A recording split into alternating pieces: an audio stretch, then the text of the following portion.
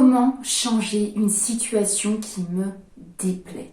Bonjour à toutes et à tous et bienvenue sur ma chaîne Esther Valentin, votre coach spécialisé en vie sentimentale. Et aujourd'hui, je vais aborder avec vous quelque chose d'un petit peu plus large que d'habitude. Pas un thème extrêmement précis, mais quelque chose qui va concerner, je pense, énormément de monde. Comment je change une situation? Quelque chose en tout cas qui ne me convient pas. Je vais vous parler de l'erreur principale qu'on fait en tant qu'être humain et qui pourtant sabote cette volonté de vouloir transformer les choses. C'est simple, que vous soyez en couple ou en reconquête, peu importe, quand on est dans un fonctionnement, c'est-à-dire quelque chose, une situation où notre fonctionnement ne donne rien, mais on le continue et on en a ras-le-bol, que ça nous dérange, soit parce que le résultat ne nous convient pas, soit parce que c'est quelque chose, c'est une attitude, un comportement qui nous fait souffrir, un fonctionnement qui nous fait souffrir, et pourtant ça se reproduit telle une boucle, eh bien je vous rassure tout de suite, les possibilités que ça évolue, que ça change, elles sont grandes. Mais pour être un petit peu plus précis, je vais vous donner quelques exemples. Donc que vous soyez dans une conquête ou une reconquête, par exemple, et que vous agissiez d'une même manière, ça ne donne rien. Mais vous voyez recommencer, encore, vous faites toujours pareil, le résultat ne donne rien, mais vous n'arrivez pas à faire autrement.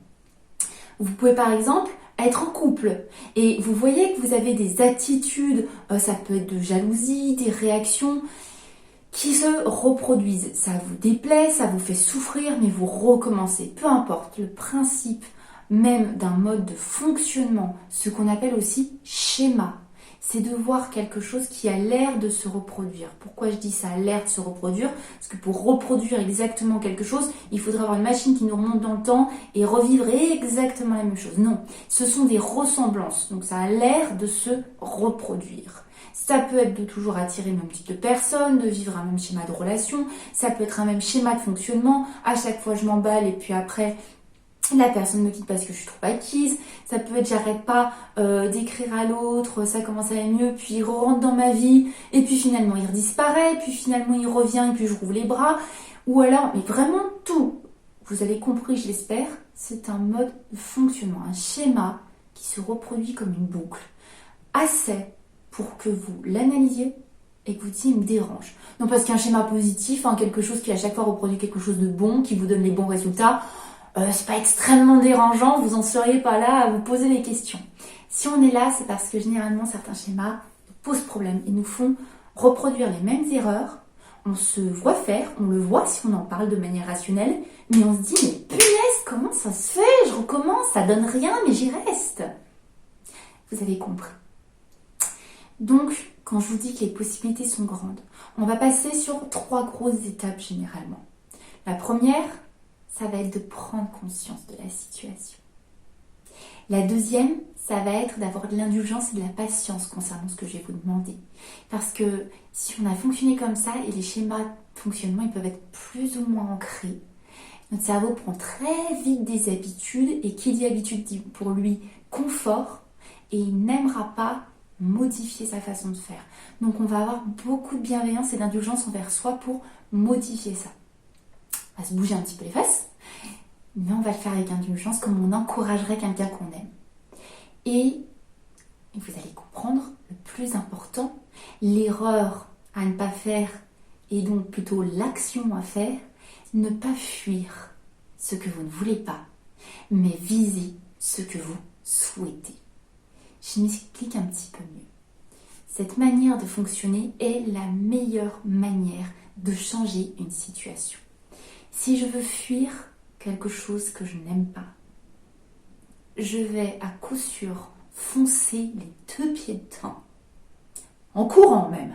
Tout cela évidemment extrêmement inconsciemment. Je vais vous donner un exemple. Je vais vous donner une métaphore avant de vous donner un exemple. Si vous avez le permis de conduire, si vous avez passé les étapes de cours de conduite, j'espère qu'on vous a donné ce fonctionnement parce que je sais qu'il est très basique en cours de conduite. C'est, si vous avez un virage, s'il y a un obstacle en tout cas, ne regardez pas l'obstacle.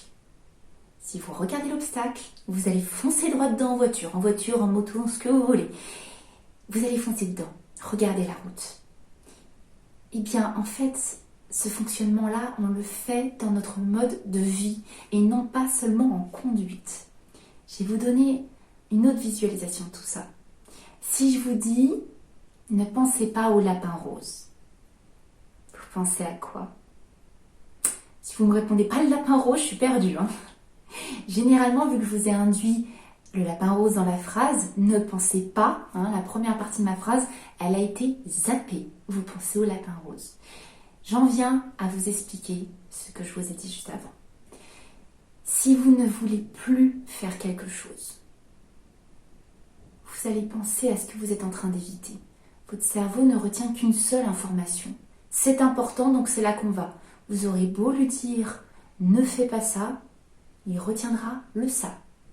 On ne rigole pas finalement quand on entend ces fameuses explications sur le fait que votre cerveau ne comprend pas la négative.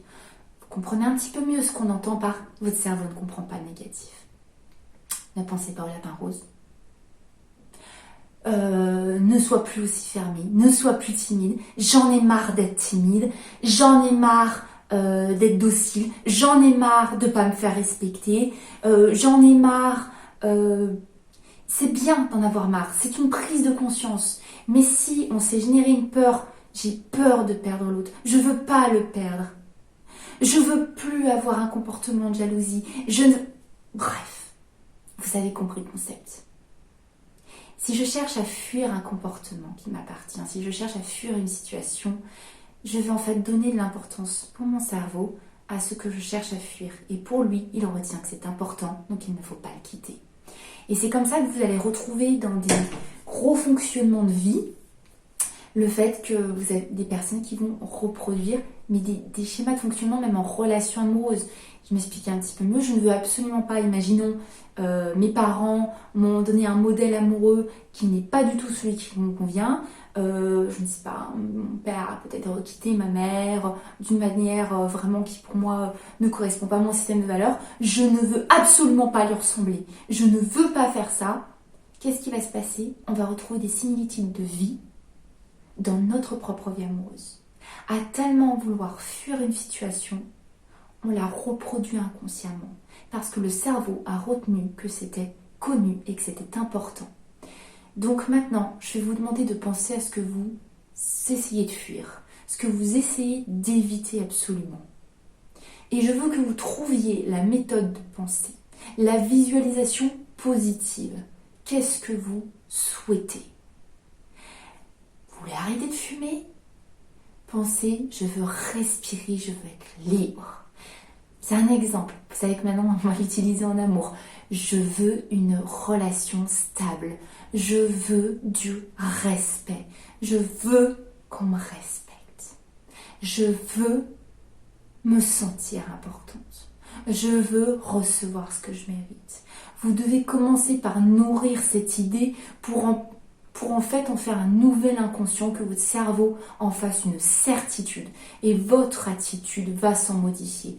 Donc on va faire ce travail de se dire l'inverse, de le visualiser même pour l'ancrer, pour y donner de la profondeur, pour y donner de l'importance, parce que devinez bien que si vous avez fonctionné dans une méthode de fuite depuis longtemps, cette méthode elle est bien habituelle pour votre cerveau. Donc le temps d'ancrer un nouveau fonctionnement, il va falloir y aller fort. On se fait 5 minutes tous les jours à visualiser comment on se sentirait dans son objectif. Qu'est-ce qu'on souhaite? Qu'est-ce que je veux? Où est-ce que je vais? Qu'est-ce que tu dois retenir, mon petit cerveau? Et au positif, s'il vous plaît. On ne met pas de négatif dans la phrase. Commencez par cet exercice. Tous les chemins, il faut les prendre par leur commencement. Ça vous semble être un petit exercice? Pourtant, ça commence par là. Je veux changer un comportement, je veux changer une situation. Je commence à arrêter d'essayer de fuir quelque chose qui me fait peur, sinon je vais foncer droit dedans.